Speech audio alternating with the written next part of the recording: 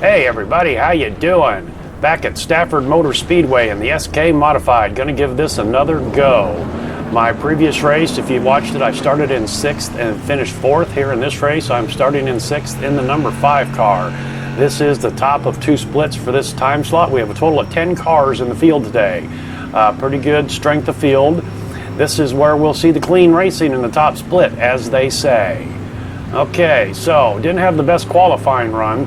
Kind of screwed up my first lap there. So starting in 6th on the outside. Stafford here is a half-mile track with 7 and 9 degree banking. I have changed up my setup just a little bit.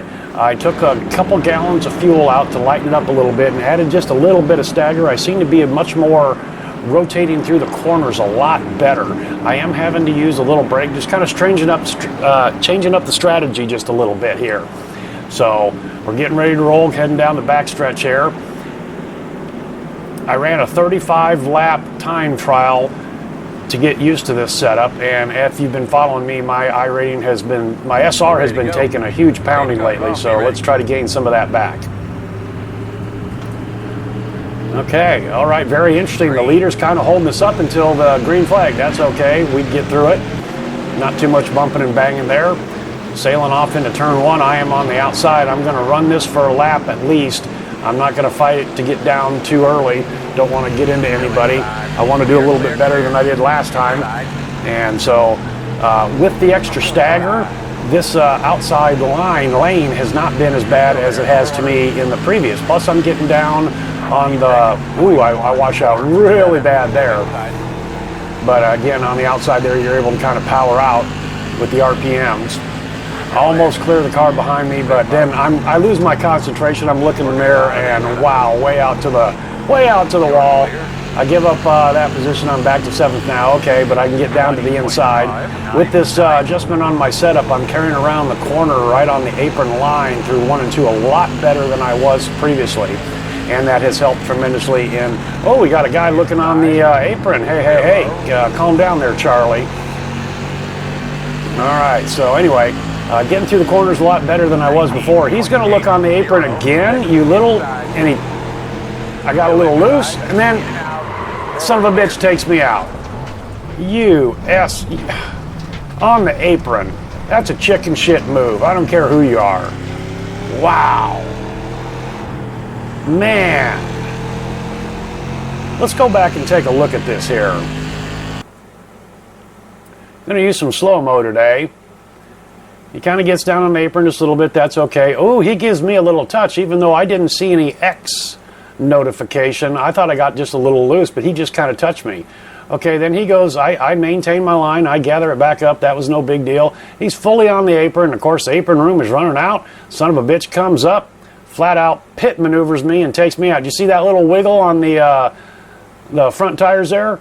We'll see this again here and with some extra views here. Okay, now see there, he just touched the apron. That's okay. He kind of washes out a little bit. So do I. No biggie. He just barely touches me. No problem. Like I said, it didn't even register an X. Now, he doesn't know if I'm going to spin. I get that. But he goes down to the apron. Okay, fine. No problem. Back the fuck off. I am holding my line. I'm not wiggling.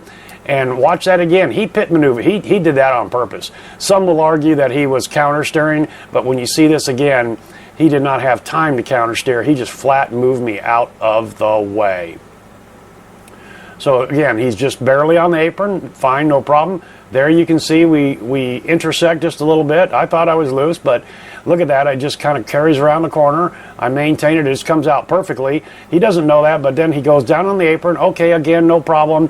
Then back off, and then he just comes up to get back on the racing surface and pit maneuvers me.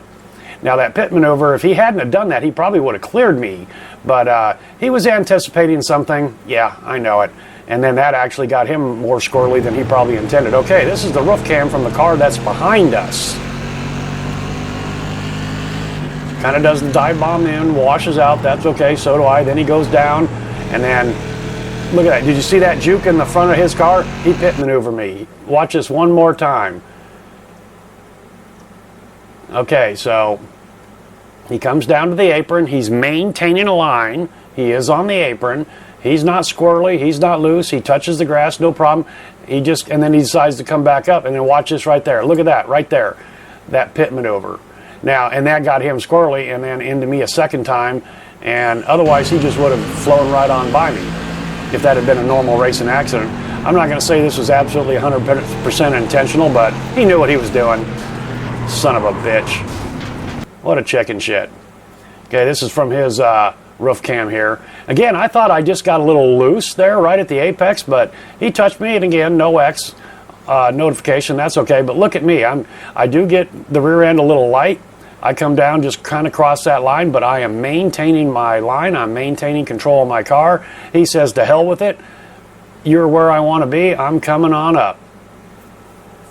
And like I said, that pit maneuver, if you will, kind of got him crosswise. Look at that left steering wheel, that left wheel. He did that on purpose. Yeah. Now, he may have done it because he thought, you know what, maybe I can clear you, but you know what, he screwed up. He's not that good of a racer. If he just kept on going, even after hitting me, he probably wouldn't have hit me a second time.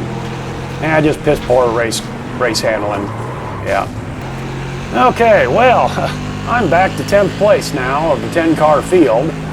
And boy, I'd kind of like to catch up to him. I don't know if I'm going to be able to do it. Pretty stout field there. We're all pretty close. You know, he was lacking patience, lacking skill, lacking intelligence, lacking just about everything. You know, just a bull in a china shop. God, I hate those kind of piece of shits. I really do. You know, sorry for the cussing, but fuck him. Those sons of bitches. You know, I just hate them. And then, whoa, did you see that up front there? I think he did it again. I think he did it again to that other car. I think he used the apron. We're going to have to go back and take another look at this here. This is his roof cam. Yeah, he does the dive bomb, gets on the apron, kind of shoves the two out. The two's probably thinking, what the hell are you doing?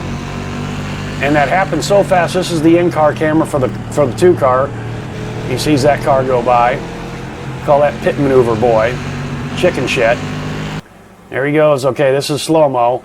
He does a clear dive bomb all the way to the apron. The car's fully on the apron. The spotter probably was not calling out inside at that time. He is now. But initially, the two was just being aware of what was going on, situational awareness, good driver, and looked and got out of the way. Okay, here we are on pit maneuver chicken shit's roof cam, and you can see he just dive bombs. The two sees it and gets out of the way. Wow, I tell you what, this guy, you know, he's clearly doing this on purpose, and he's clearly intentionally doing it. And I think that's a chicken shit maneuver, and most people would agree because most people don't do it. So what's iRacing say about this? Section 8.1.1.8, drivers can only use the racing surface for qualifying and racing. The apron is not defined as racing surface. Drivers may not use the apron to gain an advantage in qualifying or racing. Any advantage will be determined by iRacing.com. A protest may be filed through the proper channels for this offense. Very good. Understood. 19.703.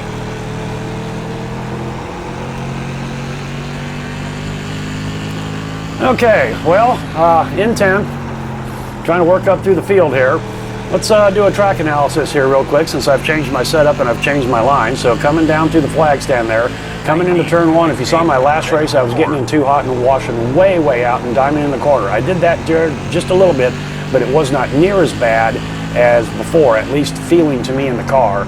And the car's rotating through the corner a lot better. Just got through 3 and 4 there, just perfect there. So I am using a little brake occasionally. Coming into one here, you see just a little red on the brake there, just a little. Now I'll tell you, if you watch my other race, you can go back, and if you watch that race and go back, that set of corners right there, 1 and 2, was a hell of a lot better. Just a little bit of brake again here in 3 and 4, but I'm getting through 1 and 2 just so much better with this setup adjustment. Coming down through 1 and 2, just kind of holding on that apron line. You do have to unwind the steering wheel out just a little bit as you come across. That one was just a little bit ugly, but the car feels really good with this setup adjustment. 3 and 4 here, man, I'm just kicking that completely. So anyway, one more time coming down into 1 and 2 here. Just a little bit of brake, sweep out through the rubber on, and they'll come back and hit the apex on 2. Man, that was a perfect corner there. All right, so much for the track analysis.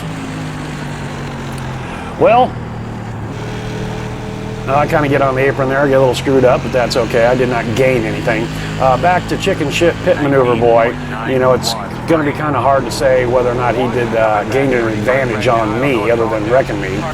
But, okay, we jumped ahead to 3 to go. But anyway, on the other car, he clearly used the apron for an advantage. That's a chicken shit move. So I've made my way up to 6th.